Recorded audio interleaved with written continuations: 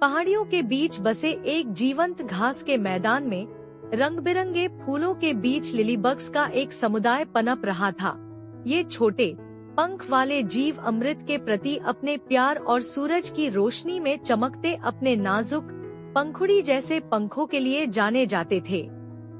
लिलीबग्स में लिली नाम का एक युवा भी था, जिसकी जिज्ञासा अक्सर उसे अपने फूलों के बगीचे की सुरक्षा से परे रोमांच की ओर ले जाती थी। एक धूप भरी सुबह घास के मैदान की खोज करते समय लिली की नजर मधुमक्खियों के हलचल भरे छत्ते पर पड़ी। मधुमक्खियों की कर्मठता से प्रभावित होकर लिली ने आश्चर्य से देखा जब वे शहद बनाने के लिए पराग इकट्ठा करते हुए एक फूल से दूसरे फूल की ओर बढ़ रही थी।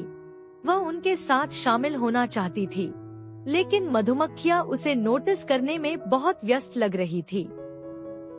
मधुमक्खियों से दोस्ती करने के लिए दृढ़ संकल्पित लिली उनके करीब आई, लेकिन उसकी उपस्थिति ही उन्हें उत्तेजित कर रही थी। चेतावनी की गूंज के साथ मधुमक्खियों ने लिली को भगा दिया, जिससे वह निराश हो गई। निडर होकर लिली ने मधुमक्खियों का विश्वास जीतने के लिए एक योजना तैयार की। अपने फूलों के टुकड़े से कुछ मीठा रस इकट्ठा करके वह वापस छत्ते में चली गई और उसे उपहार के रूप में पेश किया। उसे आश्चर्य हुआ जब मधुमक्खियों ने कृतज्ञतापूर्वक उसकी भेंट स्वीकार कर ली। लिली की दयालुता से प्रभावित होकर उन्होंने उसका अपने बीच में स्वागत किया, उसे अपने छत्ते के रहस्य दिखाए और मधुमक्खी पालन की कला सिखाई। जैसे जैसे दिन बीतते गए, लिली और मधुमक्खियां एक बंधन में बंध गईं, जिससे उनकी प्रजातियों के बीच का अंतर खत्म हो गया।